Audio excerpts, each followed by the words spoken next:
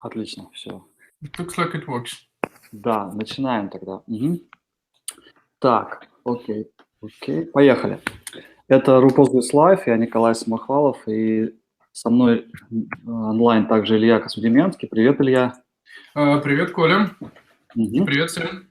У нас сегодня необычный ивент, мы продолжаем тестировать разные форматы. Впервые у нас не русскоговорящий гость. Этот гость, он очень заметная фигура.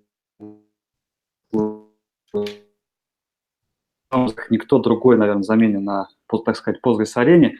И очень активный человек. Делает, наверное, думаю, несколько конференций каждый месяц в разных странах, разных континентах, другие события, вебинары, митапы. А что более, наверное, даже важно, этот человек играет ключевую роль в связи между разными частями распределенного сообщества разработчиков Postgres, между разными командами, разными людьми, то, что называется словом координация разработки. В общем, вы, наверное, и так знаете этого человека хорошо, если вы не только что присоединились к Postgres проекту. Это человек Брюс Момджан. Брюс, welcome and thank you for joining us today. Hello. I have a huge list of questions. And first of all, I've heard that next month you have big plans for visiting Russia, right? Yes, I do. And I absolutely wanted to start with that. So thank you. I will be visiting the Postgres conference at Moscow State University in, I think it's February 5 to 7. And then I'm going to be speaking in Rostov-on-Don on the 8th. Cool. And then I'm in Yekaterinburg on February 10th on Saturday. So my website has a list of the locations.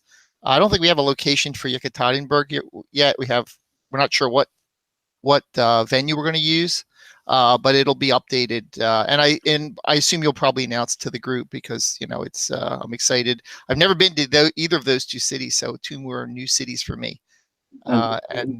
These cities are very different. It's south of Russia and in the Urals. So it should be very interesting. I think Ivan's coming with me, and I know I'll be talking about Postgres 10. I'm sorry. Ivan Panchenko, you mean? Right? I'm sorry, Ivan. Yeah. And I'll be talking about Postgres 10. And also some of the information about what we finished for Postgres 11. So it's kind of February. It's kind of in the middle of what we're doing for Postgres 11, but we'll talk about that as well. Mm-hmm. By the way, how you consider Postgres 10 release? How successful it is? It's funny. Having done this for so many years. What we're really in the stage of is a point where a lot of our very big features are taking several years to finish. So, for example, logic replication, which happened in Postgres 10, had been pretty much worked on for the past 3 years. And if we look at parallel query, that's probably in the middle of a 4-year span. I think partitioning. The partitioning syntax and then the performance features we're going to work on for there is also in a multi-year span. So when I look at Postgres 10, I feel like I'm in the middle of a river. I'm halfway, to the other side, but I have a lot more to go. But I'm happy because a lot of these parallel query and partitioning syntax and logical replication are things we know we've needed for a long time. And a lot of companies or a lot of groups get sort of stuck on these really big ones. And I think we're still learning how to effectively handle some of these multi-year projects. And I think if I look back to 9.5 or 9.4, there's a sense that we were kind of struggling to figure out how to get some of these really big projects done. And I think we now kind of solved that. And I'm very happy with the feature set. The feature set is very strong. But at the same time, there's a lot of follow-up work coming in Postgres 11 and 12, really building on that to enable new workloads. And I think that's one of the more exciting parts about that release. here I must to ask a question about auto failover. When Postgres will have it embedded to the core? Right. So we've struggled with that for a long time. Basically, the community, I don't know how to put this, but the community is really good at doing the database, right? That seems to be what most of our people are excited to be working on. And obviously we're very good at technologically building database software. The problem is we're not very good with tooling. So for example, GUI tooling around Postgres, we're not really good at. Replication tooling we're okay with, but I still think we struggle there. Monitoring, I think I think we struggle with. And I think the kind of integration that's necessary to do auto failover requires really integration of Postgres with the network stack and virtual IPs and some type of watchdog timer and that kind of thing. And we've just never really gotten a sense that Postgres wants to go out into those, what we consider to be edge user interface kind of things. There's not a design goal for that. Obviously, it's not the companies that drive this, because we've had this problem for the 21 years that I've been involved. So I can't blame EDB or Second Quadrant or Crunchy or any of these other companies are somehow preventing us from developing these what I call edge services. And it's always been something that we felt was best done outside the data. Connection pooling is another classic one, which always seems to be done outside the database. And I even have a blog entry suggesting that we should have some simplistic connection pooling inside the database. And we may eventually improve Postgres so there's some very simplistic failover. In fact, in Postgres 10, we have a libpq capability that allows you to do sort of a poor man's failover at the connection end. So libpq, you can specify multiple hosts, and it'll go to each one, kind of in round robin. As one doesn't work, it'll go to the next one. But we've always kind of deferred to outside projects. pgpool being an example of something that does a huge amount of stuff outside of Postgres. I think the real downside is that people coming from proprietary databases are used to an entire solution. They're basically expecting the database vendor to be providing every solution under the sun, whether it's Golden Gate or it's the Enterprise Manager, Oracle Enterprise Manager, or the failover part, or clustering or whatever. And they're assuming that the vendor who made the database is going to provide all of that integrated in one package. And the community's just never been structured that way. And it's a criticism. It's a valid criticism, because you have multiple ways of doing replication, you have multiple ways of doing failover, you have multiple ways of doing monitoring, and somebody coming to Postgres new is thinking, gee, this is a chaos, right? Like, how do I know which failover to use and so forth? But the problem we've seen with the proprietary databases is that a lot of these edge solutions, whether it's monitoring or failover or some of the fancier replication cases or pooling, often require a lot of customization. And if you start to bring that capability, whether it's connection pooling or failover or monitoring, into the database too much, your database starts to look like a database plus A and plus B plus C. And the problem there is that you're starting to get too much, the database product itself starts to become too complicated. So I know it's really confusing to new people when we come in and we say, here's Postgres. Oh, well, I want to do failover. Okay, you got to go over here. Okay, I got to do monitoring. Oh, you got to go over there, right? And I got to do performance analysis, or I want multi-master. Oh, you got to go over the other places, and it's frustrating. It's frustrating, but I guess I don't see that changing because we're so consumed by the database itself, and there are a number of very capable third-party tools. I didn't even talk about backup management, but if, for example, Pgbackrest is a good example of an external tool that is really not tied to the database at all. You can use that. You can use something. You can use Barman. You can use a whole bunch of other ones. You can use Enterprise DB's tool, whatever. But they're all really capable, and they kind of have their own development cycle. They have their own feature sets and so forth, and they are successful. It's just taking a while, I think, for these sort of failover tools to kind of get up to the same grade as some of our backup tooling and other stuff. But it's a different ecosystem, and I don't know if that's going to change. Actually, Bruce, may I ask you about these ecosystem things, because you touched them talking about the out-of-order things. Take a look. We have several things in Postgres which now are in the core. Like previously, there was no replication in core. Previously, there was no infrastructure for any sort of backup, and so on. What's the difference, actually? Why those features finally got to the core? How this procedure works inside the Postgres community? Who decides? And what's the difference between features? Why one feature finally got into the core and another one not? Right, that's a great philosophical question. I have thought about it. So we tend to bring things into the core if there's probably one agreed on approach of how to do something. So, for example, for replication, we had a whole bunch of what we call logical replication tools out there. We had Sloaney, we had Picardo, and they existed for a long time. There's actually a bunch of them I can't even remember anymore that just went away.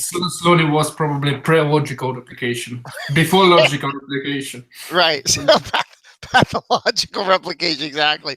So the logical replication, like if there's pretty much one way of achieving something, then it's very likely it's going to come into core. So, for example, binary replication, it was very clear that was a lot different in terms of how much it was going to need to be configured, how much setup it was going to need, and so forth, versus what you do typically for Sloaney, which obviously it has a whole plethora of things you got to do to keep it going.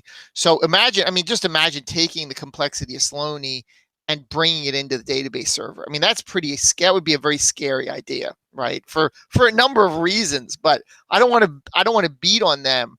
But the point is that when you have a problem domain that has a whole bunch of different possible ways of going at it, and a whole bunch of possible things that you might want to configure, you're gonna tend to not bring that in, because if you bring it into the database, you're giving people one way of doing it. And if you give people one way of doing it, then all of a sudden they're going to want another way of doing it, and then all of a sudden your database becomes a replication manager, not a database anymore.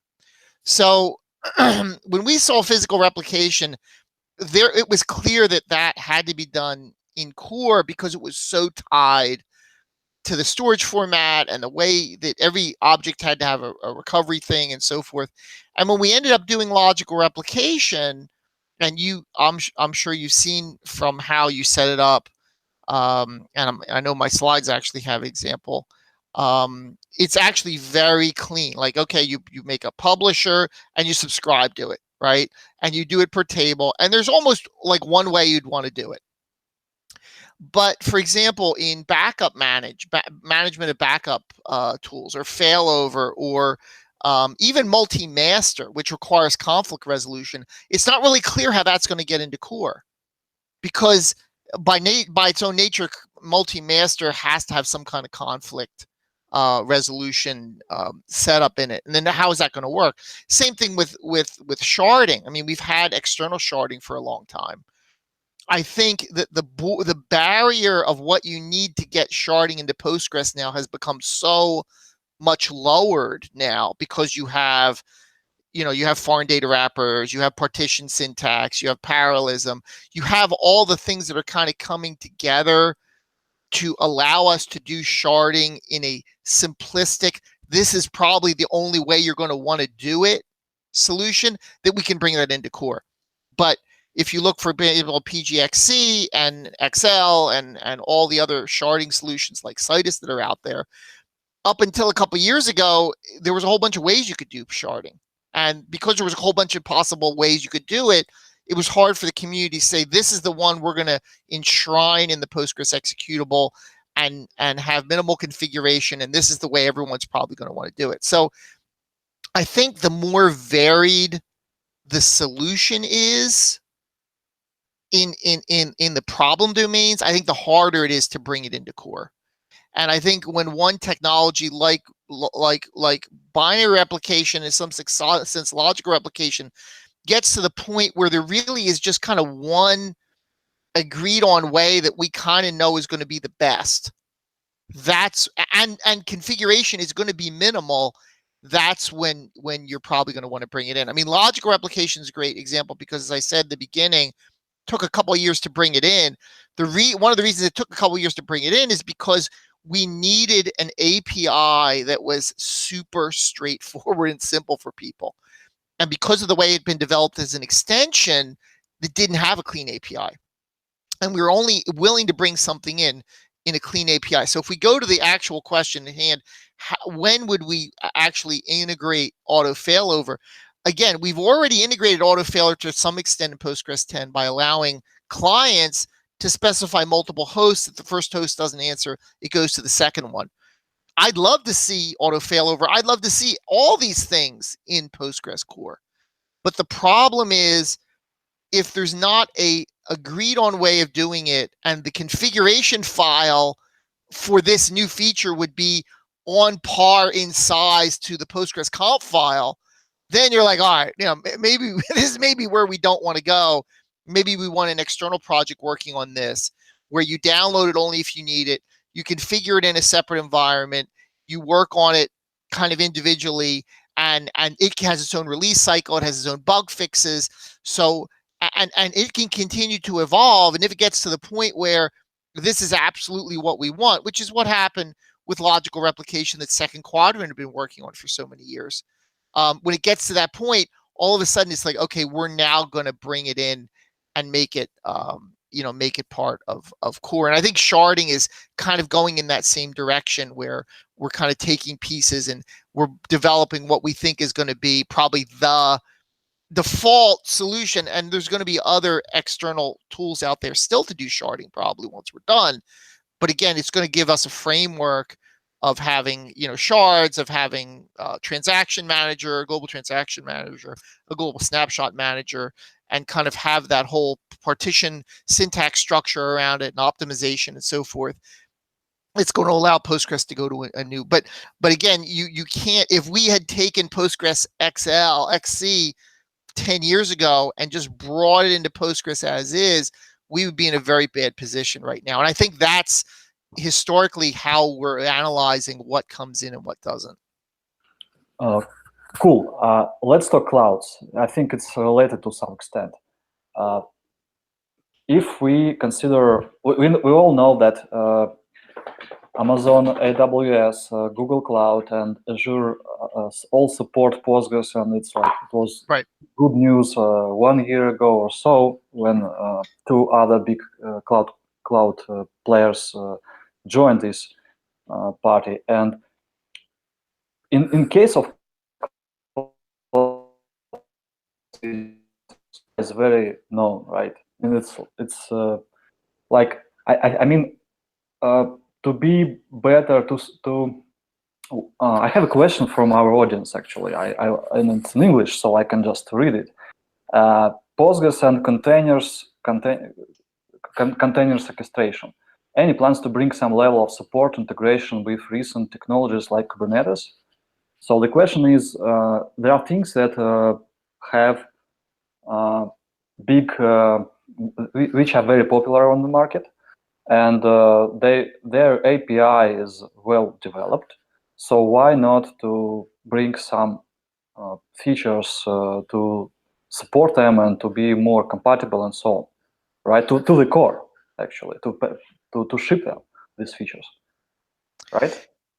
Yeah, I think we have a mixed bag there. If we look at how Postgres is integrated with the cloud, both virtual machines and containers, I think that's a huge success for us. It's a huge success for a couple reasons. First, obviously, the licensing model and the reputation of Postgres allows these cloud providers, whether it's Amazon or Google or Microsoft, right, to deploy enterprise-capable cloud solutions very quickly and very cleanly, and to basically rely on the reputation of Postgres to be high quality and enterprise ready. And that's a win for everybody. And Postgres has gotten great amount of PR from that. And the cloud providers are trying to work with us to figure out how we can improve user experience and so forth. So I think that's all really, really positive. And one of the reasons it's been so clean and so smooth up until now is because the philosophy of Postgres has always been to rely on the operating system and the tooling in the operating system as much as possible. And frankly, I think we've gotten criticism for that over the years. So, we've just had a whole discussion over why don't we bring things into Postgres, right? And effectively, one of the reasons we've been so successful at being cloud deployed is because we have not brought a lot of things into Postgres, right? So because we don't have special raw devices, we don't have our own sort of job manager and a whole bunch of things that usually get stuck onto a database that make it very hard to operate in a cloud. So I'm thinking special kernel calls, special operating system instructions, hardware, special hardware needs, and sort of going around and doing all sorts of crazy stuff. We don't do that. We're very vanilla kind of database in terms of what we expect from the operating system. So to counter what we talked about before in terms of getting things into Postgres, we actually have a case where we have not brought things into Postgres, and that's actually been a win, because when you deploy Postgres in the cloud, it effectively has no idea it's running on a container. It has no idea it's running in a VM. It's just making kernel calls and it's waiting for something to come back, and we're good, right? So when the original virtual memory cloud things kind of came in, we sort of looked at it and we said, okay, what do we need to do? And we're like, well, really nothing, at least in terms of what we need to change, right? We didn't seem like we needed to change a whole lot.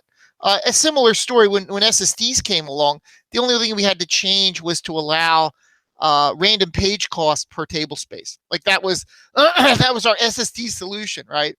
And the reason we didn't have to change anything is because we had not tied ourselves so strongly to very specific aspects of the operating system and kernel. So that's the good news in terms of how Postgres is positioned in the cloud, whether it's virtual machines or containers. However, when we're looking at where we are in terms of integration with some of these orchestration tools, particularly Kubernetes and others, we have some work to do. I know there are some organizations, and I believe it's Crunchy has a Kubernetes kind of tooling solution. I know Enterprise DB has one as well. And what we're doing is they're developing sort of tooling orchestration processes around Postgres that make it easy to deploy. The question we have for as a database are these things that should be in the database, or these things that are best off developed by people who are specifically working on those clouds? And the question we've had, particularly for the cloud vendors, is what things would you like to do with Postgres that you can't do because of the way Postgres is designed? And I know I've had this conversation with Microsoft. They've been one of the more vocal ones coming to the community and saying, hey, here are some things that we would like Postgres to do so that we can better deploy Postgres in our cloud, whether it has to do with monitoring what Postgres is, whether Postgres is up or down, or monitoring what IP addresses are being used by which machines, and whether we can switch IP addresses while we're running, and port numbers. There's all these kind of things. And what we'd like to do as a database, at least initially, is to get a list of the things that we need to do to make orchestration easier for people who are writing orchestration software. And then once we do that, then we would decide, are we really ready to bring in something that, are we ready to ship a binary that knows about Kubernetes from day one, right? That effectively you don't have to download anything else. You just download Postgres and it understands that orchestration. And, getting back to the previous case, is that really something the database should do? Or is it better off being done by somebody who's focusing on the particular cloud deployment? Because Kubernetes is popular, but if we look at the cloud, pantheon of things that we have, there are a whole bunch of other OpenStack and Azure and a whole bunch of other orchestration setups that we could potentially integrate. And the question is, do we need to integrate those, or do we just need to give users a better experience of how they could write orchestration software to work with Postgres? And I think that's really the unknown. Bruce, a small question regarding the most not so technical things about the clouds, but maybe ideological, I would say. The things you just explained show us clearly that maybe the main good thing about Postgres for many people can be confused in that way, because many people actually enjoy that Postgres is quite independent technology, not dependent on a single company, many companies contributing to the single piece of code, and so on, and to that ecosystem. But the cloud, actually, it's more like a proprietary operating system, because there is no true open source cloud. It's usually controlled by some company, and most likely nobody knows what is inside. So this binding PostgreSQL tightly to the cloud, is it a good thing from your point of view or not, and what we can do about that? Yeah, I mean, I can imagine bringing in a Kubernetes thing and then some of the other competing orchestration tool, settings, getting upset at us and saying, hey, you got a hook for those, but you don't have a hook for somebody else. And that actually goes all the way back to what we talked about in the beginning. When you have multiple ways of doing something, it's unlikely that Postgres is going to be integrating one of those many approaches into its actual executable. I do think there is room for. I think there's room for more of a hooks and making it easier for these people. What the thing that shocked me, though, in talking to Microsoft, is that when we asked what things would you like Postgres to do to make it easier to deploy, I mean, they asked for like these tiny little things. Like, I was like, they're like, well, when this happens and that happens, it would be nice if you could get Postgres to do this other thing. And I'm like, gee, if that's the biggest problem you have, I'm feeling pretty good, So I would say in a lot of ways, it actually works well.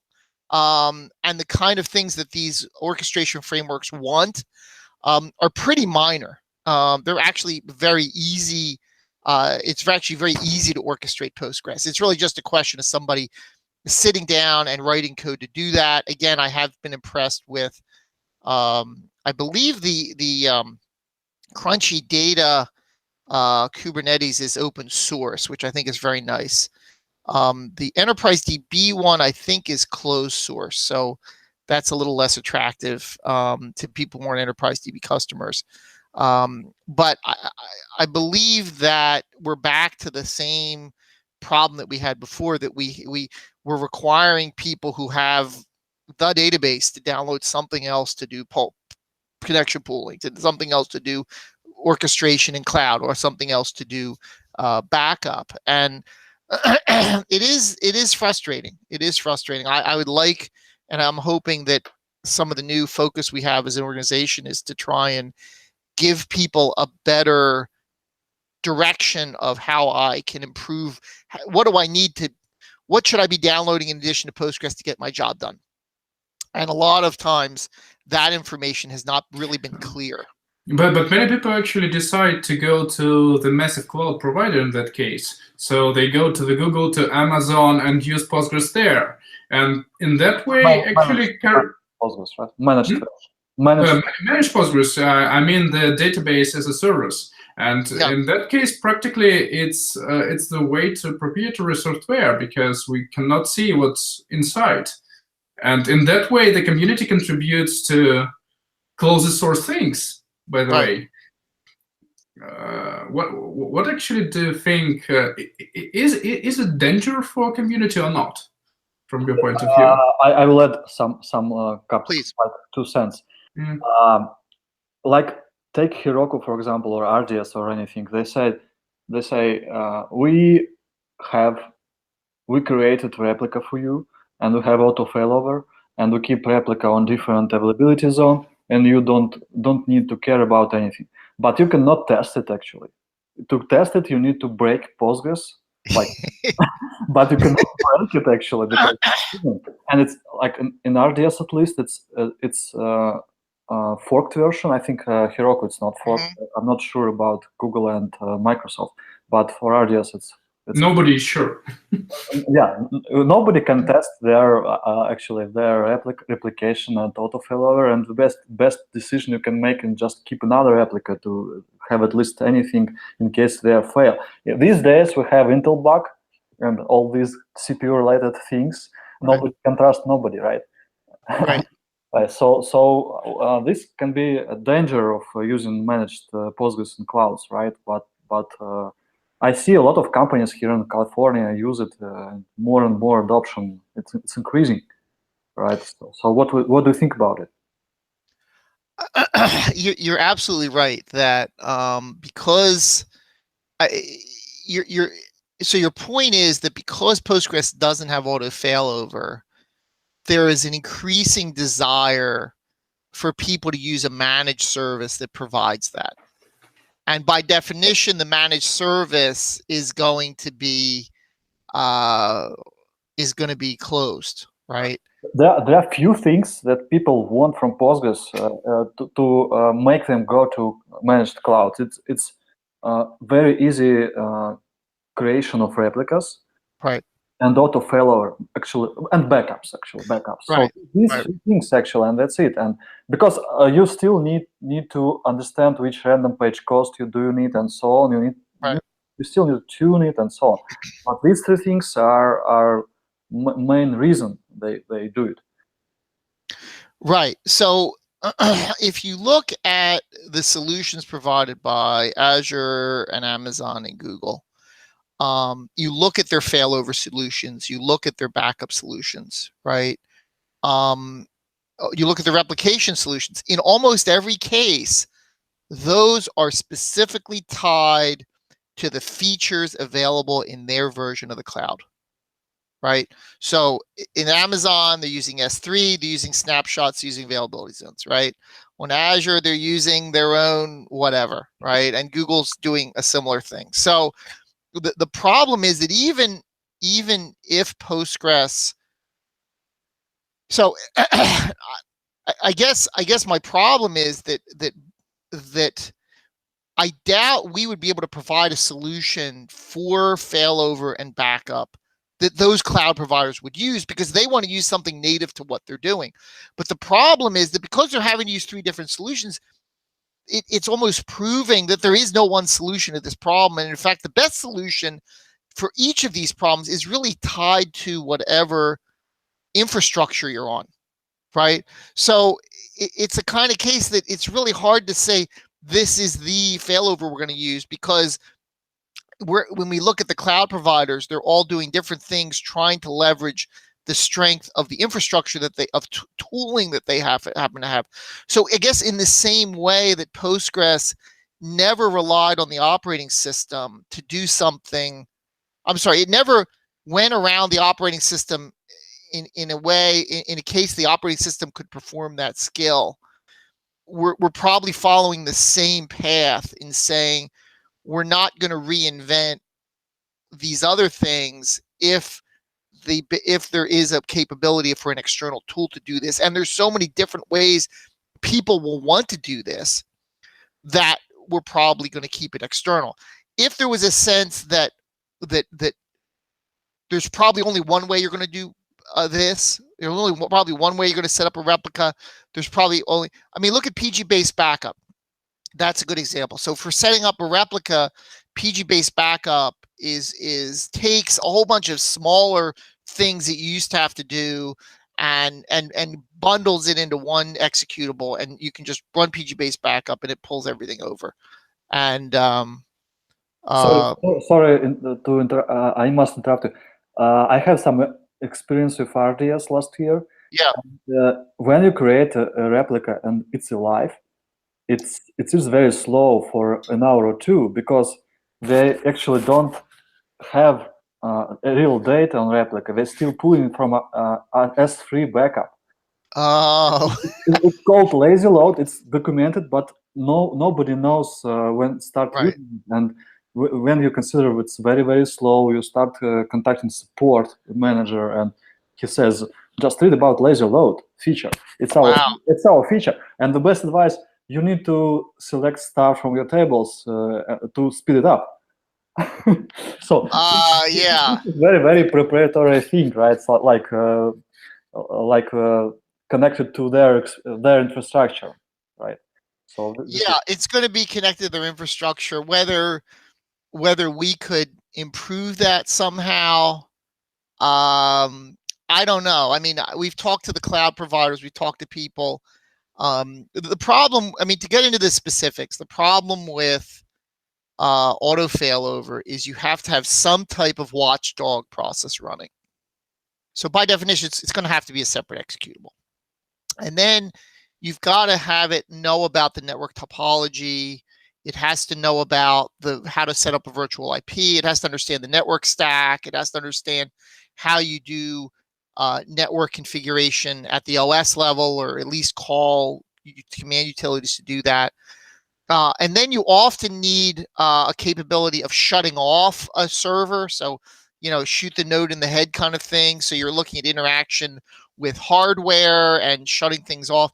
And that's really hard to set up, even on forget the cloud setup, but even in a data center that you control, that's often fairly difficult to set up.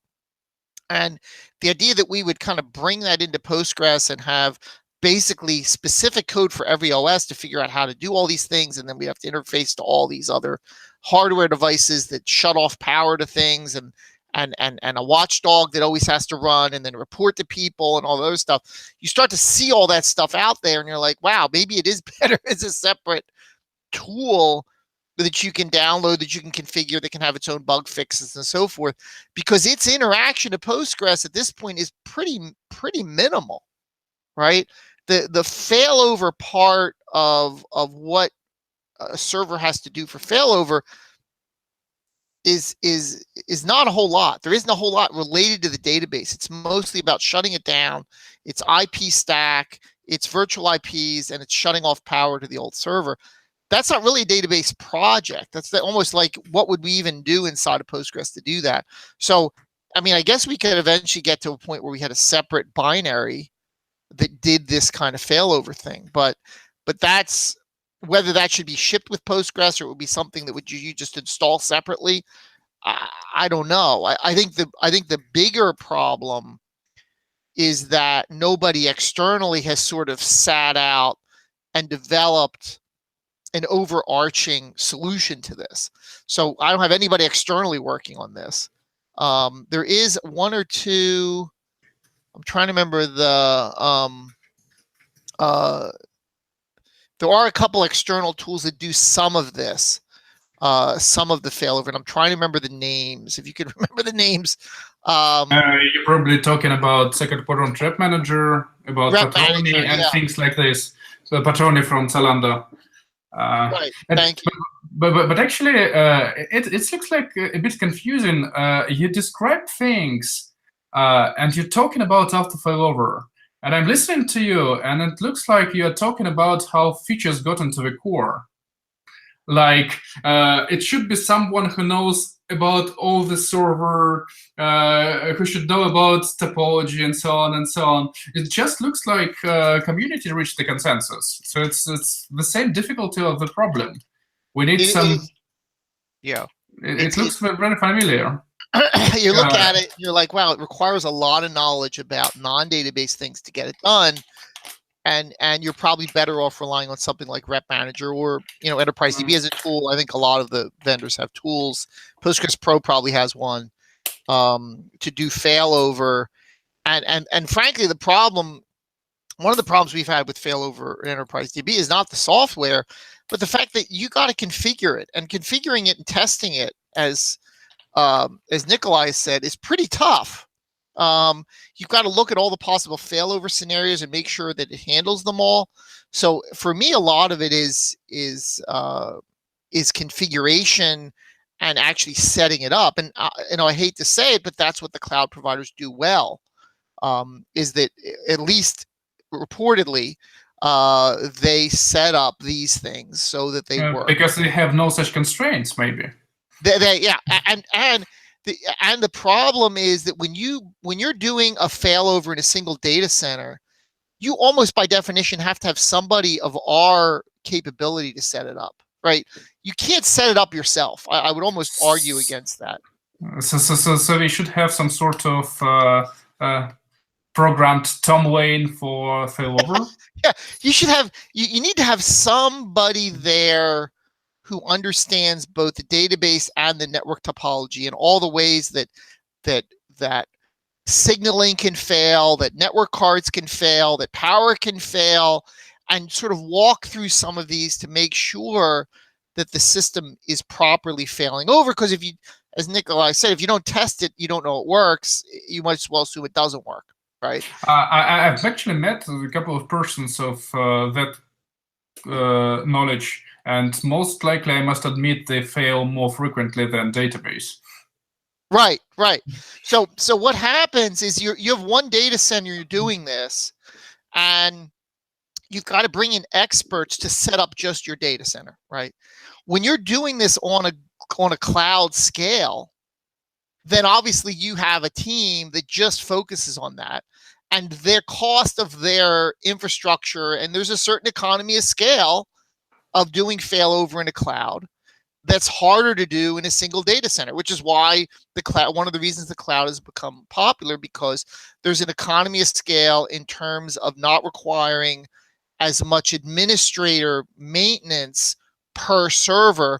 When you're when you're maintaining thousands of servers or millions of servers, you can automate and test and economy of scale a lot of your effort across all those servers. If you're doing it in one data center, you really can't do that. So I don't think the problem, I'm not sure if failover actually is the problem primarily of missing software. In a lot of ways, the problem is the problem of requiring somebody to set it up and requiring somebody to make sure it works.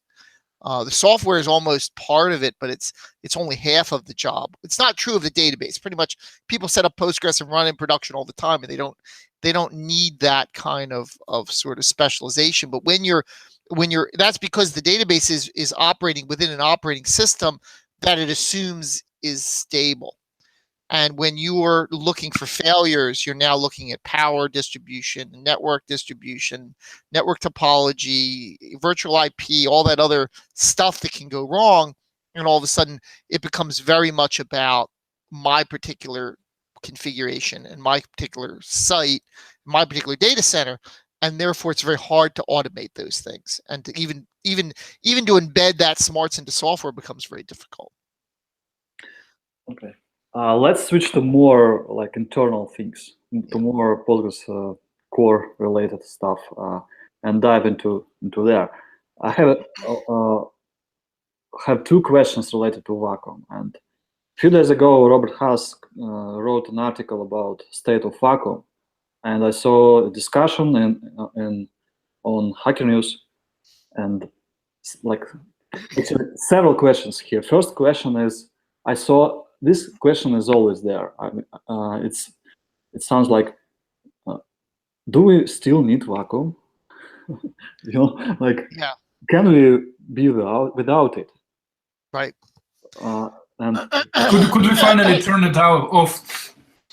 Turn it off, right? Can we imagine Postgres without auto vacuum and vacuum at all? Right. So I've obviously done some research with, and I think I have good news and bad news. Okay. Yeah, I mean, I guess most of it's bad news. I guess the first bad news is that we've probably taken vacuum and auto vacuum as far as we can go.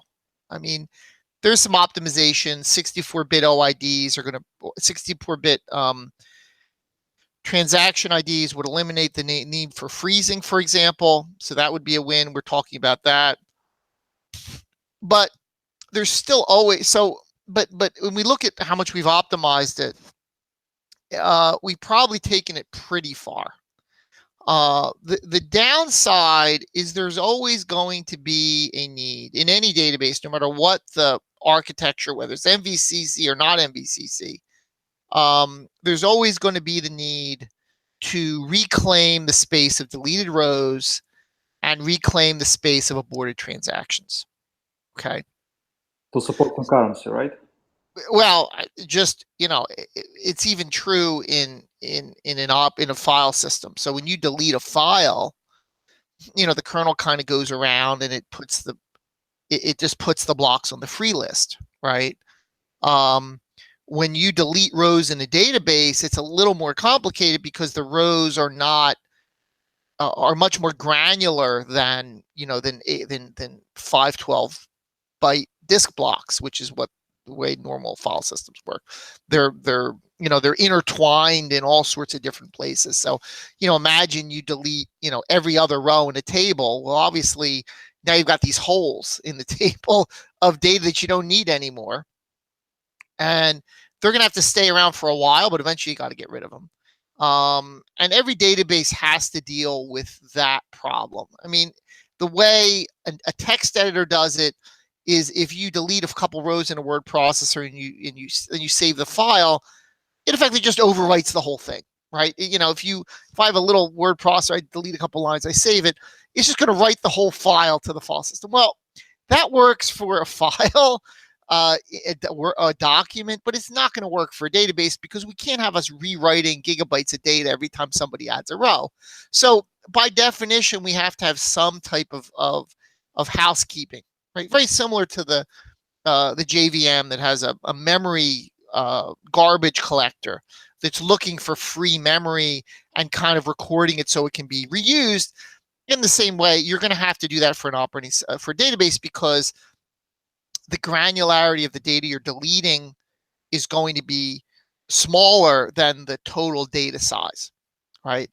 So that's why file system changes and database changes sort of are on a different scale, because you're normally making very minuscule changes to very large files in a database, and in a word processor, usually it doesn't matter. Files are so small. So you're always going to need some type of garbage collection. So vacuum can never go away because effectively even the JVM has its garbage collector, right? Let alone Oracle or any of the other DB2, any of the other operating databases have to have some way of recovering deleted rows or aborted transactions. The reason Postgres appears to be heavier in its cleanup is the way it implements MVCC, right? And this is somewhat covered in my MVCC talk, where I explained toward the end, we always need cleanup for these things, but now we need cleanup for updates. And it's been argued. I tweet with a link to this PDF to your talk. Thank you. Regularly, like referring, like this is classics. You need to reread it, Yeah. sometimes. Yeah. Yeah, but be ready to sit down for a little while to watch it. So you mean that if I didn't follow to the idea of having different storage engines in Postgres, but even in case of having different storage engines, you mean that all will need some implementation of cleanup engine, right? Right. So that's where I was kind of getting that there has been good and bad about the way Postgres. So we're always going to have to clean up for deletes. Some sense we're always going to have clean up for aborted transactions. The question is that Postgres has additional cleanup for updates, and this has always been a contentious issue. There are some major advantages to the way Postgres does it, and there's some major disadvantages to the way Postgres does it. The advantages, so in summary, normal databases like Oracle, when they do an update, they copy the old version of the updated row to an undo segment, and then they put the new row in its place, assuming the new row is the same length. And if it's not, they have to figure something out. So there's a lot of complexity about having to write a row that's still live effectively until the commit, and also to honor existing running transactions. That row can't be overwritten. It's got to go somewhere. So it goes into that undo segment, and queries that need to look at that row actually need to hop off of the table, go to the undo segment, and come back and continue their scan. So, if you've ever, the snapshot too old error was an old error that Oracle used to have. I don't know if they still have it, but it's related to the fact the undo segment got too big. So there's a lot of complexity related and overhead related to this undo segment. The undo segment becomes a hot spot in the system and so forth. So Postgres, its original architecture didn't have an undo segment. We decided, I remember Vadim Makayev asking, do we want an undo segment? And we kind of looked at it and we're like, that sounds really like a lot of complexity that we don't need. Let's just stay with the architecture we have, so that in Postgres, the update, the old row stays in its location. It isn't moved, it isn't overwritten. New row goes in its place. And then later, either with a single page vacuum, single page pruning, a hot update we call it, or from vacuum, that row is then reused. That row space is then gets reused.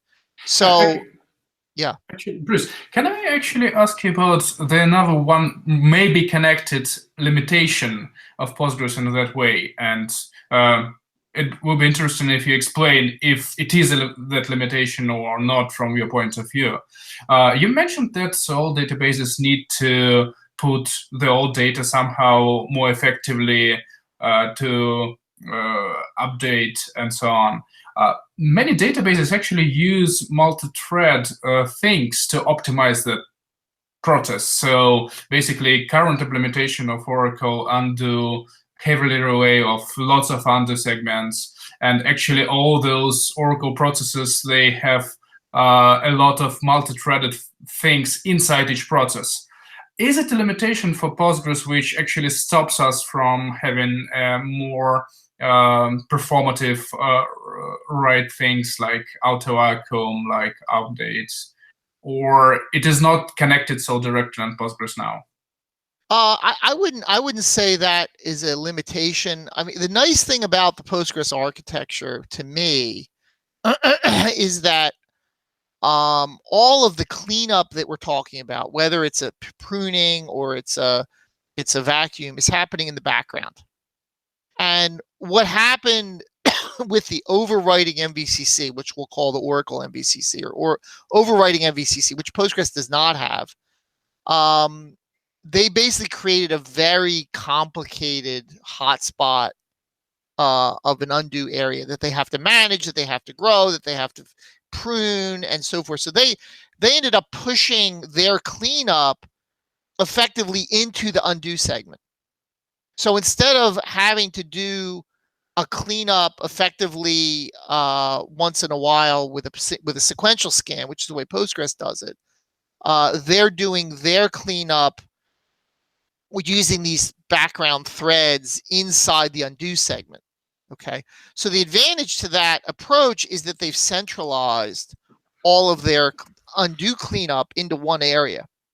The problem is that other people are also reading that area at the same time, and it becomes a really difficult thing. So I don't actually know whether that overwriting undo is good or not. I know that once you go down that road, you're going to have a whole bunch of issues that are going to be issues not necessarily for cleanup that run in the background, but you have a lot of complexity now in the foreground of sequential scans and in the foreground of queries that have to be dealt with. And then you have to start putting threads and stuff in there to try and mitigate the road you went down by having this complexity necessary in the foreground of the process. See, one of the architectural approaches to Postgres is that effectively we just leave the old road just sitting there unchanged, right? And because of that, there really is no overhead in foreground processes. Yes, what happens is that foreground runs very quickly, and then you've got these vacuum processes which are generating IO, but they're running in the background, and they're doing the cleanup. So you see more, I would say you see more cleanup visible in Postgres because it's all centered in a background process. It's not in the foreground. It's not trying to reach into an undo segment that it is trying to be cleaned up at the same time, and a lot of these other complexities. So I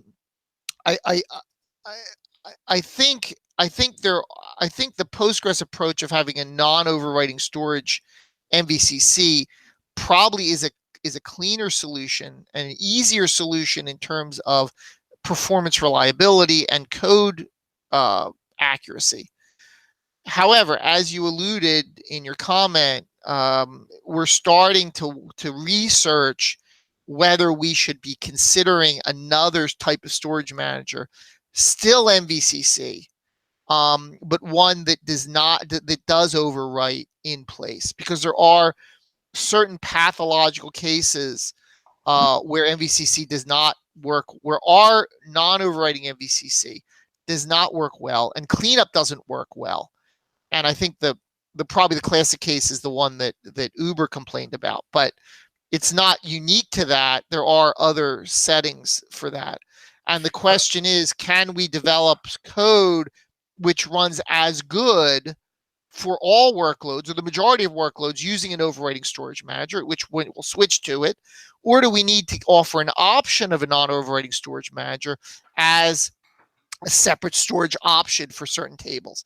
And I think that's really where we're in the process of looking at. I know Second Quadrant was looking at pluggable storage, particularly for columnar, which is another area we're lacking in. And I know Robert Haas is working on something called Z-Heap, which he's thinking of as working as an overwriting storage manager, but also maintaining MVC semantics. And I don't think anybody really knows how that's going to play out. I think the good news from my perspective is that when you put Postgres up against Oracle in pretty much any benchmark, we come out very close. And some cases better, some cases worse, but it's not a slam dunk that an overwriting storage manager somehow is better in all workloads. And I'm not even clear if it's better in the average workload. Because if you look at how much engineering Oracle's had to put into that undo segment, and there's still only parity with us, right? And we're sitting here saying, "Oh, it's storage manager. We haven't touched that thing in years," right? Because we don't have to. We've centralized all the cleanup in a separate process that doesn't interfere with the foreground, and foreground processes run at virtually I/O speed as quick as they can get the data off the disk. They're not locking and getting mired in a whole bunch of very complex technology to the. I'm afraid right now a lot of Oracle people will join this hangout to watch what we're talking about Oracle. So I think we're researching whether, I think at this point with a pluggable storage manager, we're going to start researching whether an overwriting MVCC actually has benefits in some workloads or the majority of workloads. I think we're at that point where Robert Haas is looking at that kind of question, and I don't know the answer. I think it's good that we're looking at it, and I can tell you that I've talked to Oracle engineers and I explained how our system works, and I remember one of them telling me, "Gee, I really wish we had gone that direction because it's just this that what they've bought into by overwriting those rows and moving them has opened so many problems that we don't have. And if we think of the limited engineering capability we have, and the thought of how much would have to go into making an undo work well, I don't know. I don't know if it's going to be a win or not, but I'm glad we're looking at it, and I think we're eventually going to have an answer. But I do think we're going to find that probably it's only a limited set of use cases that actually would win.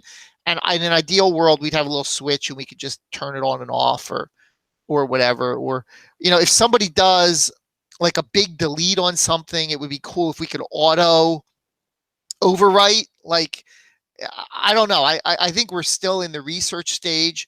I don't think we're really coming at this from a point of, we don't have an overwriting storage manager and therefore we're terrible in benchmarks. That's really not the case.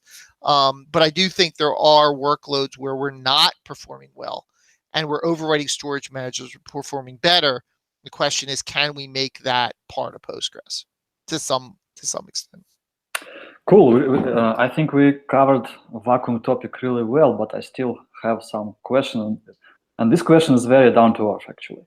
But before I ask it, let me cite a couple of sentences from Robert Haas' article. So vacuum has come a long way, but it still needs monitoring and management. Small installations like the first ones I used running a current version of Postgres may never need to do anything about vacuum at all. And even larger installations will typically experience fewer problems today than they would have in earlier releases. At the same time, for large installations requiring consistently good performance, vacuum typically requires at least some monitoring, management, and tuning. And time will tell what improvements future releases will bring. I have a question. For years, we have big queries to telling us what is bloat level. Mm-hmm. Right? There are some versions from Postgres experts. There are some other versions, and I constantly see, because I'm daily posting articles to my Twitter, like 10 articles per day or so, because number of articles in Postgres community increasing constantly also. And each year I see new article. We will explain you how to monitor your bloat level in your tables.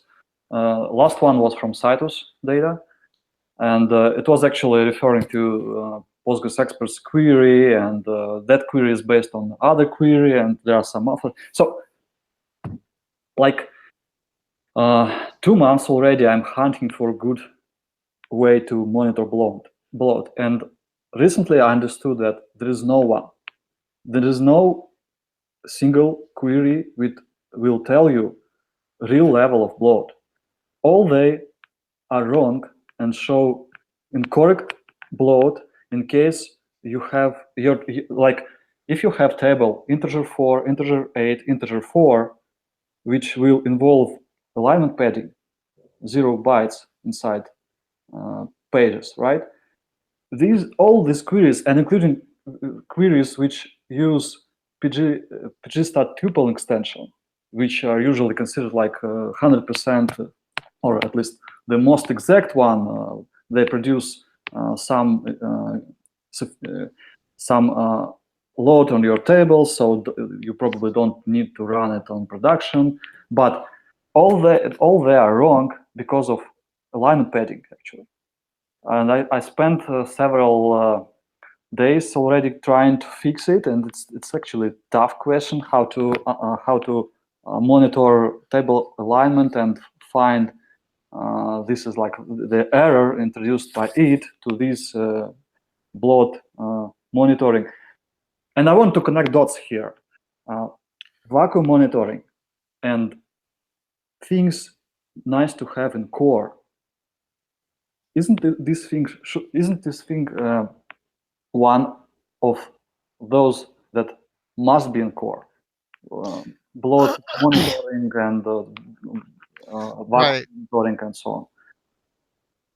So there's probably three bloat areas that you've discussed. So the first one, probably the smallest one, is the alignment padding.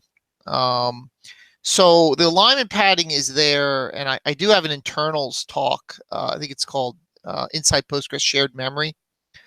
And what that presentation explains is that Postgres, when it accesses data that is in a table, effectively just copies the 8K page from the disk into shared memory. And when a backend needs to access an integer or a string or a float, it effectively is given a memory pointer into that shared memory. So because the way we store the data is identical to the way we're accessing the data at the CPU level, we have to align our data to match the requirements of those CPUs. So certain CPUs have major penalties for unaligned access.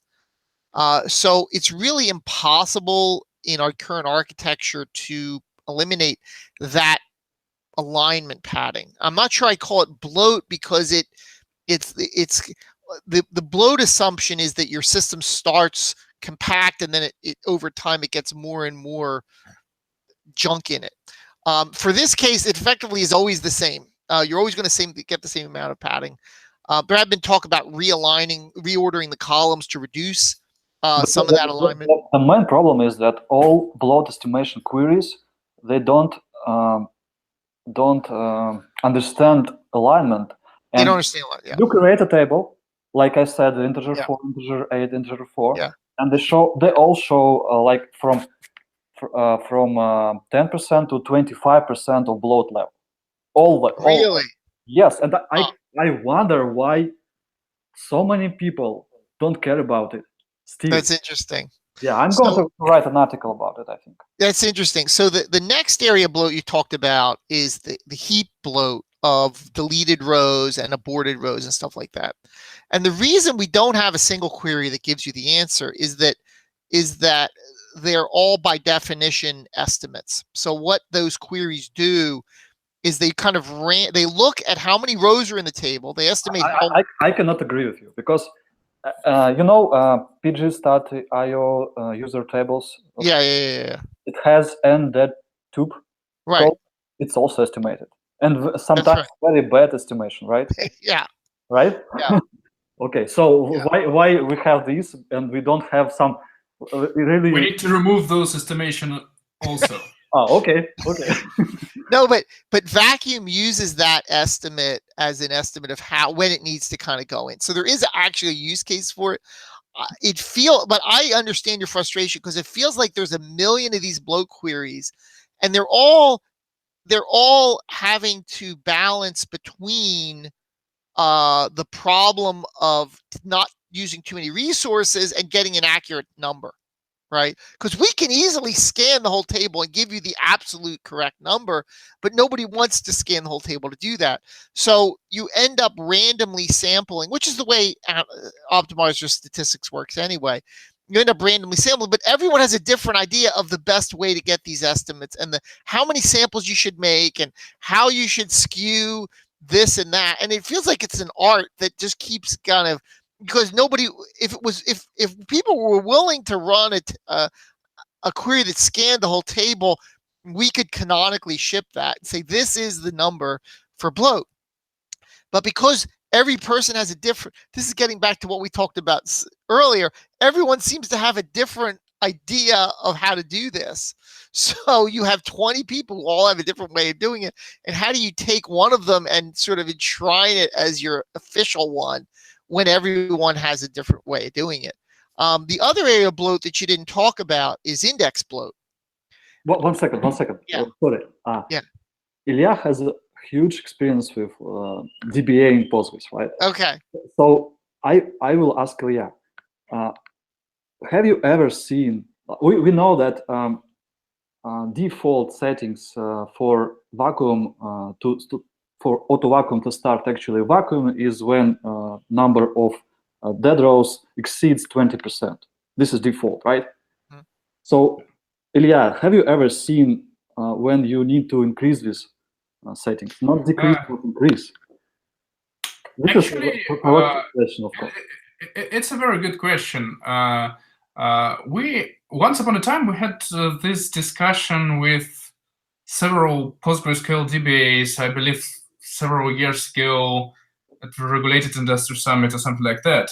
So how should your PostgreSQL installation looks like to disable auto vacuum at all or to make it very, very unaggressive?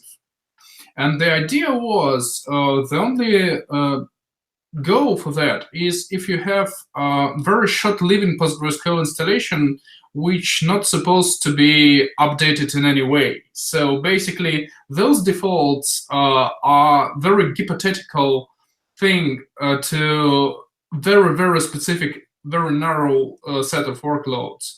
Like if you have some database there, the data doesn't change at all. But actually, the good question is, in between of aggressive settings, then you trigger after vacuum after less than 1% is changed. And between the default settings, what is the correct value in between? Because if, for example, you have bad disks and you set very aggressive settings, most likely you can kill your disk system. And we have processes in Postgres. So basically, auxiliary processes, now it's auto vacuum up to 20 workers. It's background workers for per-loop queries. It's log sender, log receiver, and so on. So basically, we need to have a very powerful machine to achieve those proper aggressive settings. So I would say that defaults are certainly not the case, but where between the defaults and the aggressive 1% we should stop?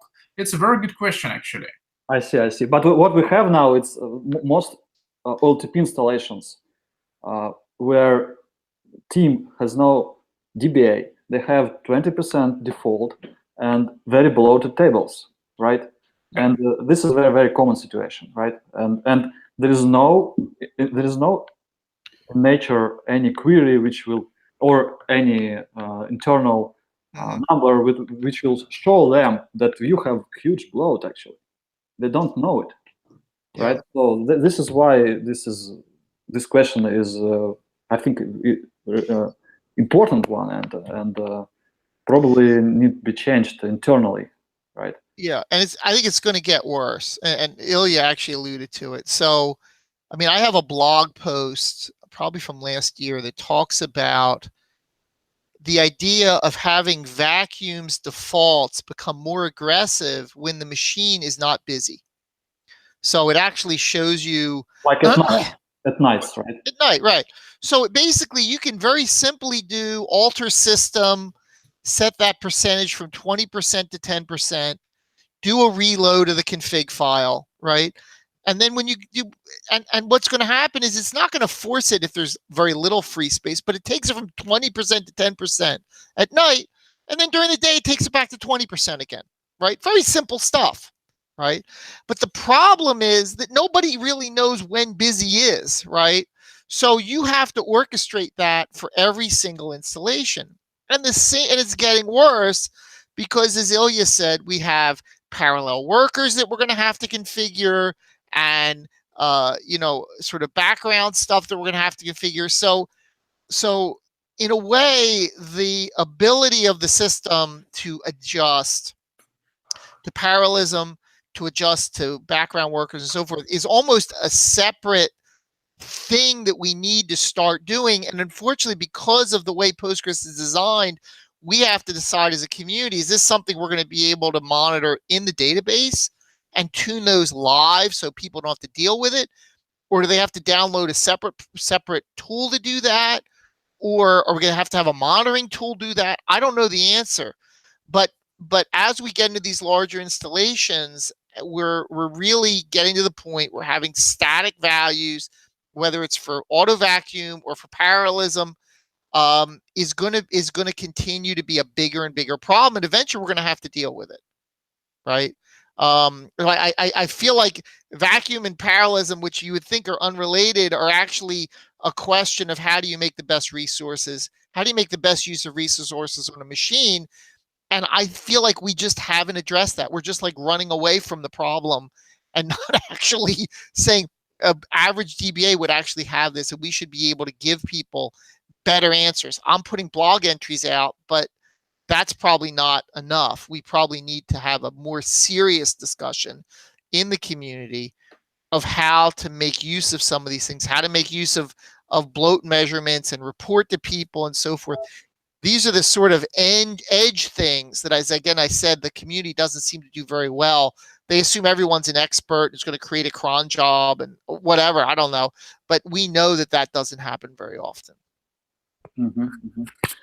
Okay, I have some questions from audience which I have to ask.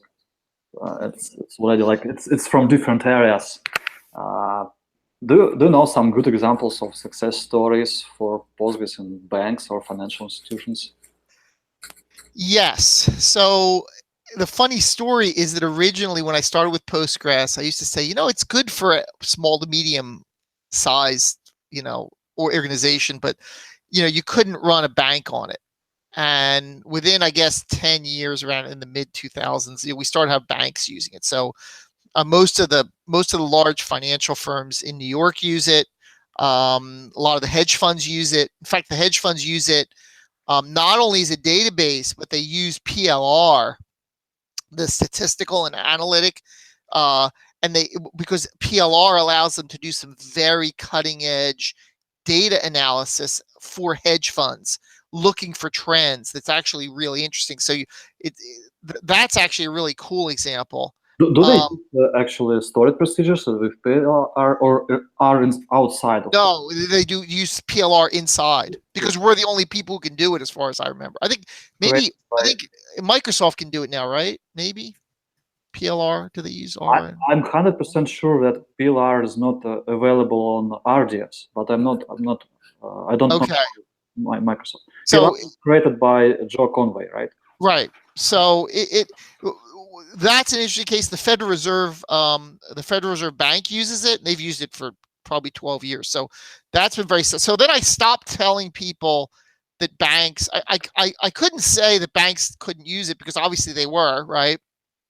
So then I started saying, okay, you can run a bank on Postgres, but you probably can't run like a credit card company on Postgres. Well, that went away last year when MasterCard standardized on Postgres. So I don't have really a case. I can't say it's useful anymore. I guess there isn't anything that's too big anymore for Postgres. I do feel that we have work to go in terms of big data. So I think in terms of sharding for very high write workloads, I think we still need to do work there. But in terms of operating on a single machine, where obviously MasterCard did all the testing. We actually run very well on the Oracle hardware. What do they call it? The Exadata. Exadata, yeah. We actually run as well as Oracle and Exadata. So it was kind of a hilarious thing because MasterCard said we got a lot of Exadata machines. Can we still run Postgres? I didn't know this. Cool. Yeah, and we're like try it. I mean, they had an independent lab test it, and it Cool. works great. So yeah, so I think that there really is no barrier to Postgres in the financial field. And it's been embraced very strongly in the, obviously, if you got MasterCard, you got the Federal Reserve, and you have all the banks in New York using it, that's obviously really good. So yeah, I don't think there's any limitation there. And a lot of people like Postgres because of some things like PLR and the ability to customize it. They've been doing some interesting customizations because, as you know, the financial firms in New York are always looking for a competitive advantage. And one of the competitive advantages they see in Postgres is the ability to put certain customizations in there to give them a competitive edge, and that's probably one of the reasons it's been so popular. Mm-hmm. Interesting. Next question, somehow related to the previous one. I think it's actually from people who participated in migration from Oracle to Postgres. Will be any changes to PLPGSQL at all? For instance, can we expect that it will have packages like an Oracle? I know. Sorry. Yeah. I know that Tom Lane is doing some work. I've noticed in Hacker's mailing list that is doing some work to optimize PLPGSQL code, and he recently fixed some errors inside it, and some optimization is happening. But packages is one of among very desired things. I know it. From there is also user echo forum for Postgres. I don't know is it official or not, but it's like top 3 thing people want. Right. So I did a blog post last year about PLPGSQL. There was a long thread that I linked to in the blog, which basically says, okay, we've got PLPGSQL. What can we do to improve it? And one of the surprising answers was that the number of improvements in the area people wanted to improve were really small. The biggest complaint was, I think there was a couple cases where some of the syntax was more verbose than it needed to be. So they wanted to not have to type. They wanted some defaults to be different in the language. Like catch and exceptions is... Yeah, something like that. They wanted not found to be different behavior or whatever. And I kind of came away, and it is a very long thread. And the blog post is actually pretty long, but it kind of outlines sort of what they found. So it was syntax. It was some of the defaults they didn't like, so they didn't want to have to type extra words. But when you looked at the actual complaint of what it was the matter with it, it really wasn't that big. Like I felt very good that the complaints were so limited, and I even mentioned the blog post.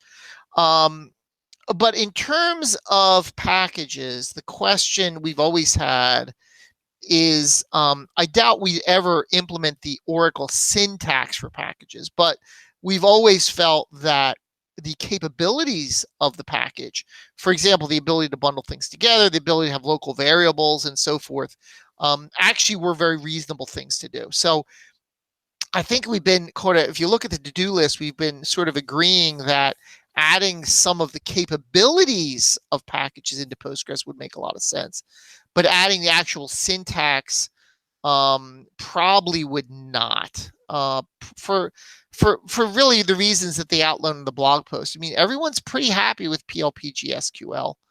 I realize it is an Oracle, and if you're trying to port Oracle directly to Postgres, it's a pain. And obviously Enterprise DB has that package language or whatever. Actually, Bruce, many people who complain about PLPGSQL, they complain mostly, I would say, if they seriously complain about PLPGSQL, they complain about the performance in terms, then they have complicated logic inside PLPGSQL.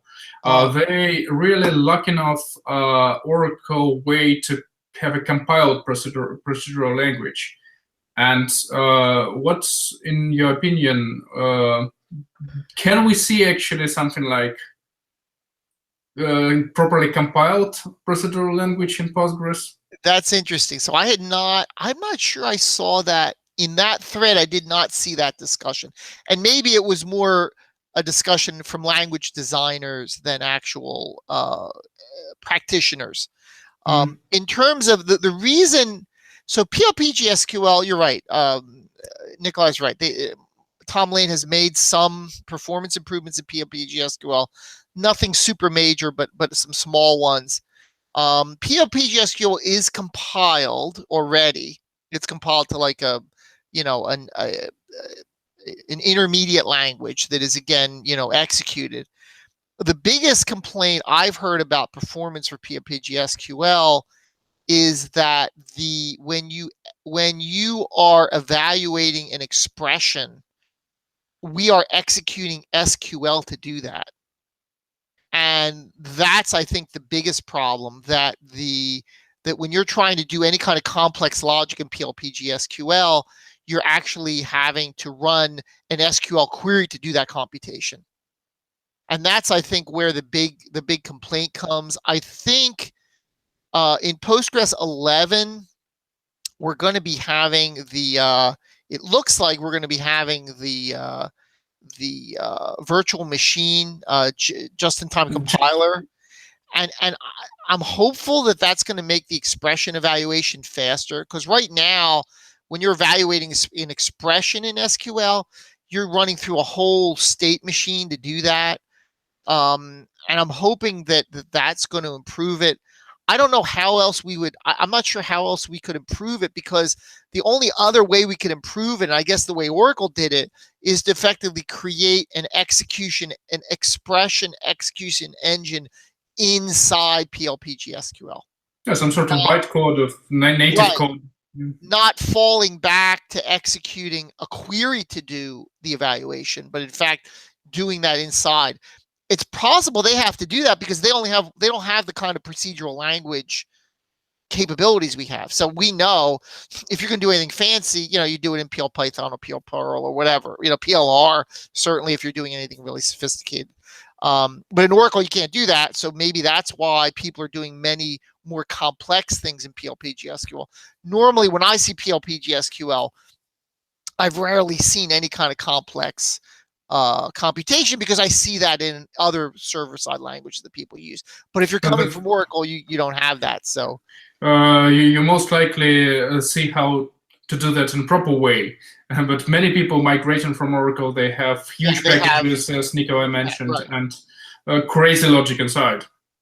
Yeah, I think if people would post a PLPGSQL thing that was slow, I'm afraid we're going to just kind of say, ouch, if we try and do that in PLPGSQL, we're going to have to put the execution engine, expression execution engine inside that PL language. And I don't think it's likely we're to do that, because it's going to be a lot of you're basically rebuilding the entire capability of Postgres, including all the functions, right? So not only would you have to have every function call all of a sudden would have to be ability to execute. So I don't know. I haven't. Yeah, I'm not sure how I'd fix that one. That's a toughie. Okay. We're online like 1 hour and a half. So I like 2 or 3 questions left. Sure. And I will have another one. Oh, okay, 4. So one last question from our audience is sounds like this: where could we expect breakthroughs in Postgres development? Probably there are some areas where some initial development is going on, and one could expect significant changes in the nearest future. Yeah, so I think they're right. I think, and that's a great question. In terms of a breakthrough for me is the ability for Postgres to operate on a problem domain that was impossible in the past. Whether we didn't have the feature, or it was too slow, or we couldn't handle those data volumes. For me, breakthroughs are not kind of a new function, right? But something that allows us to operate a new problem domain. If we look back at some of the the breakthroughs in the past. Certainly JSON is one, full text search, GIS. These are all breakthroughs that bring Postgres into new environments. If I look at where we are now in terms of development, I think the breakthroughs are mostly related to operating on larger data sets than traditionally we've been able to do. So if I look at partitioning syntax came in Postgres 10, but it really didn't change. It was not a breakthrough because it just made the DBA's life easier. It did not allow Postgres to process data effectively any faster than it did before. But if I look at what's coming in Postgres 11 and 12 in terms of partitioning, the ability to prune at runtime, the ability to do faster pruning, the ability to sort of add partitions on the fly and so forth. I think 1,000 partitions, maybe, like thousands. Yes. Yeah, thousands of partitions, right. To be able to handle thousands of partitions. These are all things that are made possible by the partitioning syntax, but were not accomplished in 10. So I think that the partitioning workload and the ability to exploit partitioning, including parallelism of partition scans, is something that's going to be dramatic and a breakthrough in 11 and 12. Same thing with general parallelism. We've been working on that since 9.6, and we've had some in 9.6, some in 10. But again, we still are probably halfway in parallelism. And then I think also sharding, which we, again, have made significant strides in Postgres 10. Postgres 11 is probably going to be the first production level release that's going to support certain read-only partition sharding solutions. So I think what I'm looking at what we've accomplished in Postgres 10 and going forward, I don't see any. What I don't see is any new workload change. I don't see a new GIS. I don't see a new JSON, at least from what I'm seeing people are working on. What I do see is us working on more partitions, more parallelism, making use of multiple CPUs for data warehouse, and then big data workloads for things like sharding. So I think the breakthroughs in the next 2 years are not kind of come with new workloads. As far as I can tell, they're going to come with Postgres moving into the big data, into the data warehouse space in a more serious way than we have in the past. And multi-node Postgres, I think, is going to open Postgres to a whole new class of problems that we could never do before. Bruce, actually, I would like to ask you a bit different question, but as usually, it's well connected to our previous conversation. There is, I'm sure, the topic which everyone is worrying about now, the Spectre and Meltdown, this security flaw. And can you actually briefly explain us what is the state of art of those things, how they affected Postgres, if they affected? And can you actually say also, if the community was ready to that, from your point of view, how community reacted, what Postgres is supposed to do with things like that? Yeah, so we did have a long conversation within Enterprise DB and on the closed security email list, talking about how these would impact Postgres. And I think obviously Postgres being a high performance system and also relying on the kernel to do a lot of the operations, there is going to be significant measurable performance impact on Postgres, because for example, if you're playing a video game, normally video games make very few kernel calls because they're doing almost everything in user space, and those type of applications are probably not impacted at all measurably by these exploits, because these exploits really are involved in the interface between the user space and the kernel calls. Databases obviously being reliant on the operating system, and Postgres probably more reliant than an average commercial database, although Microsoft certainly is very reliant. I'm thinking of Oracle, who has a tendency to do a lot of kernel stuff in the user space for whatever reason is impacted. Andreas Freud, who is one of the community guys, an enterprise DB employee actually, was quoted in the New York Times article. I don't know if you guys saw that. I saw that. That's what I was like, wow. I've noticed that Postgres got its hype on this topic, actually. Yeah. I've noticed in articles. Yeah. So it was many times, even in Russian articles. Yeah, and he did a great job of kind of jumping on it early, and because we're open source, we could kind of play with it. And I was just really excited he did that. That was great. So there's going to be some performance impact because we are going to be calling the kernel, particularly when we're reading and writing data. To the extent that it would slow down a vacuum, we really don't care, right? If it slows down vacuum, it's going to increase the CPU load a little bit, but it's not going to impact the front end queries as much, I think. If you look at the way Postgres defers a lot of its writes, for example, those writes are normally happening in the background by background processes, whether it's the wall writer or the background writer or checkpoints. Those actually don't impact Postgres very much. What we do find is that short-lived queries are most impacted because when you're pulling packets from a network, you're gonna have a hit there. So when we look at, for example, pgbench, which is a TPC-B type of workload, you do see a measurable impact there. And I think we're still waiting to see what types of corrections people come at. If you look at who was told about this, I think it was really mostly Microsoft.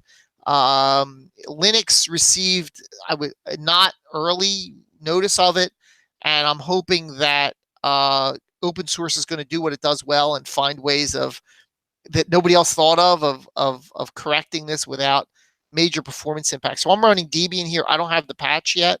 I assume that some of the Linuxes are still waiting to get those patches released.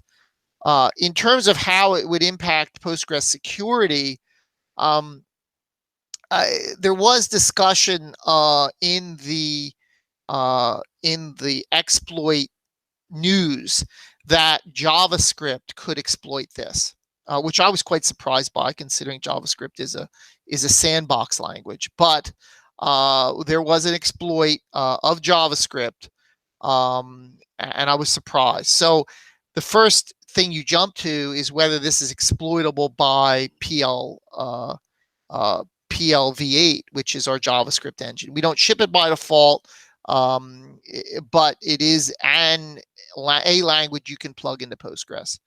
And I don't know if that's true. But of course, for somebody to exploit it, they would not only need access to PLv8, but they need to be able to create their own PLv8 function, which is probably, I don't know how many sites allow ordinary users to create PLv8 functions or create any functions at all, frankly. So to the extent that people can create their own server-side languages, those potentially would be exploitable vectors. We have no knowledge of these as possibilities. I've never seen a proof of concept even that this is possible.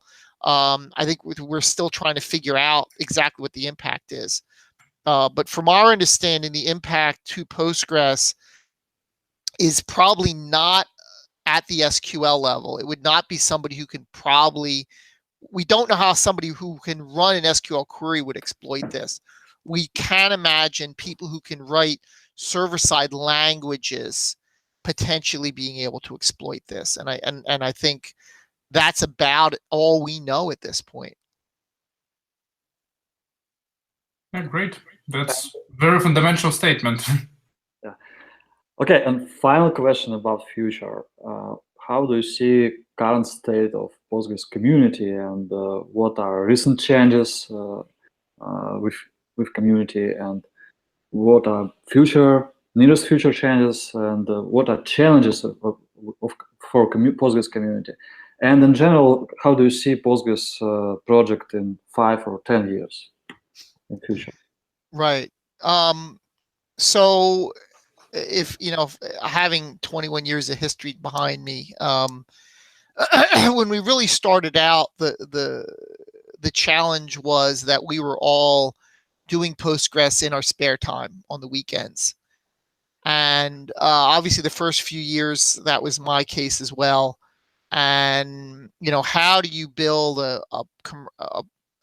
enterprise ready database when you don't have the type of time to take on some of these really big projects? So I was employed full-time from year 2000 forward on Postgres, but there were years that I was the only full-time employee. And I think Tom Lane actually was also a full-time Postgres person. But there was years it was just two of us, who had full-time ability to do this. Even our incredibly capable developers in Russia had other jobs, so they weren't able to spend full-time on it. But that changed toward the late 2000s, where we started to get first, second quadrant had a lot of people, Enterprise DB has a lot of people, then Crunchy and Postgres Pro has a whole team of people, NTT has a whole team of people, right? So now, if I fast forward to today, I think there was a sense maybe 5 years ago that now we had all these full-time developers working in all these varied geographic locations. And I don't think we properly coordinated all that effort. I think there was a lot of sense that Postgres Pro was doing stuff, and we weren't quite sure how that really interacted with the community. And Second Quad was doing stuff, and Enterprise DB was doing stuff. And there wasn't the sense that I think we understood how we, as full-time people, all distributed around, could kind of accomplish some of the really tough tasks that we were never able to accomplish as volunteers. So, if you're fixing a bug, you can probably knock that off in a weekend, but you're not gonna do parallelism in a weekend, right? You're probably not gonna do parallelism in a year worth of weekends. So there was a sense in the mid 2000s that Postgres was kind of ready to start taking on things like parallelism and sharding and partitioning syntax and all these logical replication, big things. And we were just kind of held back because we didn't have these capabilities. And when I look at where we are now, when I look at sort of, I know Postgres Pro is working on some stuff, and NTT and Enterprise DB are working on some things here, and Second Quadrant is working on logic replication, some other things, and Andres is working on the JVM and the just-in-time compiler, and they all have their own to-do lists, right? Like they all have their own to-do lists, and I think they finally realized how to do those things and also harness the capabilities of people who are not in their companies, because you can't just work on something on your own and just drop it. A lot of companies have done this. They spend forever working on this thing in their basement, in their own circle of company, and they just drop this huge amount of code on the community, and the community's like, okay, go away. Like, it's like, I can't review it. There's a million things in design that I wouldn't have done, and I don't even know where to start. And the person kind of goes back and they're like, gee, this is, do I put it in my commercial product? What do I do with this thing? Right? I think every company's had that kind of problem. But I would say in the past couple of years, and if you look at what we accomplished in 9.6 and Postgres 10 versus what we didn't accomplish in, let's say, Postgres 9.2 to 9.4, right, which is a similar span of time, you have some major things coming in 9.6 and 10, and looking at 11, it's a similar bag. So I think we've had the ability to have a staff around and full-time and working on stuff for a couple of years. But it has taken a while for them to understand how to efficiently work and develop things as full-time employees, but also leverage the capability. So if you look at, for example, parallelism, who we had people from other companies helping Robert get that done, and logical replication, who's Second Quadrant, you had other people from other companies helping that, and then the sharding thing and the foreign data wrapper stuff and all that thing that NTT and EDB working on, and then we have people from other companies kind of working, Oleg, and working on second Postgres Pro people, helping them get that into something that's going to be acceptable to the community. So I'm feeling very good. I didn't feel very good a couple of years ago because I felt like we had a lot of effort happening in these companies that wasn't really generating any kind of useful benefits. They were not generating the kind of useful benefits they should. And I think now these companies are learning how to work as a team, both within their company and within the global community. And if you look at what was done in 9.6 and 10, I think you can see that, because as Ilya kind of talked about, Postgres is independent and always wants to remain independent, but we also want to harness the abilities and the time that these companies' employees have to move Postgres forward. And move Postgres forward not in terms of fixing bugs or adding a new function to something, but doing major architectural things, doing major feature enhancements that are groundbreaking, that are the types of things that are, foundational breakthroughs, and making that happen. I think we're finally there. So I would say now, instead of being in the let's fix bugs, which is where I started in 1996, fix the bugs, right? And then adding SQL standards capability around 2000, and then adding enterprise capabilities, probably up until a couple of years ago, we're now entering the innovation phase for Postgres, where we're doing things that no one else does. And we're going to have architecture that no one else does. And we're going to be able to take on workloads and do things like JSON and sharding kind of capabilities that no one else has as an OLTP database. And I think that's where Postgres is going to shine. Doing what everyone else does is nice as open source, but doing stuff that no one else does, that people care about, that's really where you start to take off. And you said yourself, Nikolai, that there's a huge amount of buzz or a huge amount of interest in Postgres. And it's really kind of that needle starting to shift to say, I'm now using Postgres because it's doing things that are revolutionary and breakthroughs. And I think that's going to continue much more in the next 5 or 10 years than it has in the last 10 years. Mm-hmm. This sounds cool. I mean, this looks like a major shift how Postgres has been developed, right? Yeah, I would say it sounds hot, not just cool. Yeah, but all these companies, they are competing with each other, right? Right. And all they have their own personal interest to earn money, because they are all commercial companies, and their primary goal is to earn money. And so most of them have like proprietary enterprise version. And don't you afraid that in few years they will more be interested in developing closed features for enterprise version, and the competition will increase and introduce some problems with such structure? It looks like this period of time is in the past already in many ways. I would almost say that. So it's a yes and no answer. So when I started with Enterprise DB, we were the only company that had a closed source version. Okay, and we've had that since 2005. So that's what, 12 years now that we've had a closed source version. And at that time, there was a question of whether that was the right solution. We have Enterprise DB has a closed source version, and they have an open source version, and they support both of them. And that was a very odd solution at that time, because even Red Hat had only really the open source solution. Although the way they did things and licensing, I'm not going to go there. But since Enterprise DB had both support for open and closed source Postgres, in the intervening years, that probably went 8 years where we were the only one. Then Postgres Pro had a closed source version, right?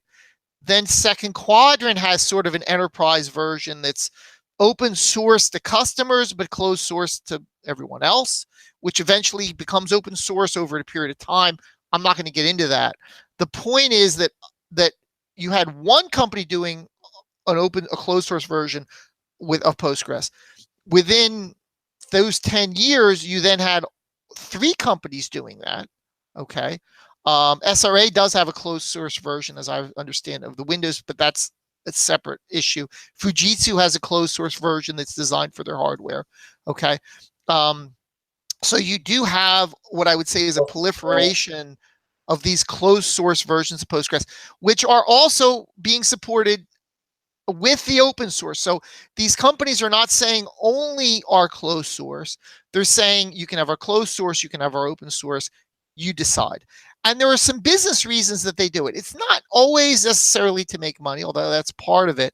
But there are some cases, for example, for Enterprise DB, where they want to provide a unified solution for enterprises using Postgres. So they're going to have a backup manager, they're going to have a failover manager, they're going to have a monitoring tool, they're going to have a replication tool, and they need to make some changes in Postgres to make that work seamlessly.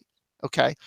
Whether that's good or bad, we're not going to debate that. But the point is that they felt a business need to support open source Postgres and have a closed source version, which to some extent may work a little better with some of their closed source tooling, although their closed source tooling also works with open source Postgres. So they got feet in both areas. Second quadrant, similar case. They have some fixes customers want. The community isn't going to put them in quick enough. They want to ship them. Or some enhancements that they want to ship to make Excel work better or whatever. Same thing with Postgres Professional. They have some things that their customers want. The community doesn't want it.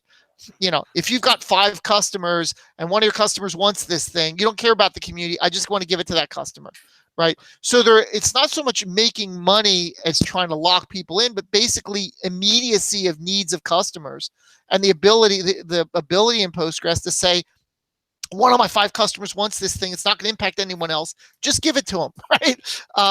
And I think that that sort of drives it. Fujitsu, of course, when you want to customize for specific hardware, that's a great platform to do it in. Community's not going to want those changes, right? So that's that. I would say it's more of an from my perspective, part of it is wanting to make money. Part of it is just an operational requirement for meeting the needs of a customer pool that's much smaller than the customer pool of the community Postgres, right? So a lot of it's customization for your customer needs versus the global group that doesn't want this wacky feature in there that that most people aren't going to care about, because a high percentage of your customers do care about it. The good news, though, having so many companies now with closed source versions and open source versions, whatever, the good news is that over the past several years, you've seen a turn back toward the open source. So a re-emphasis of Enterprise DB in basically always not being known as the Oracle compatibility company or known as a company that just has a closed source version, but wanting to promote open source Postgres on the same footing as their closed source offering. Why would they do that? If it's just to make money, then why wouldn't they always just be pushing? It's because they see value in that open source message and that open source solution that is incredibly valuable to people. And if you look at Postgres Professional, they have a closed source version, but they also, I'm sure, support open source Postgres. And they're wanting to take some of their stuff and get it into Postgres so they don't have to carry that stuff. They want to get stuff out of, some ways, their closed source version and into Postgres so they don't have to have a closed source version. And the same thing with a second quadrant, trying to move over. I think Crunchy also has some open or closed source components like PG Audit. They'd like to see that go away and move that in. So I guess my point is, on the downside, we've seen a rise of closed source offshoots of Postgres in the past couple of years, but at the same time, it's not an irreversible move to closed source. As much as I've seen a closed source move in the past 5 years, if I look in the past 3 years, I've seen also a move back to the open source part. So I think it is something we have to keep an eye on. But I think the tide is moving back. As Ilya said, I think we've maybe seen the worst of we've seen the highest rise, hopefully, of closed source that we're going to see. I think we're still going to see it because I think the closed source, if we look at it as just a customization for customers, I can see that. You know, I can see customizing it in my own organization. If I needed something and it wasn't available, I'm going to just go into the editor. I'm going to change it. I'm going to go, let's run this version of Postgres. It's going to have this thing that the community doesn't care about, right?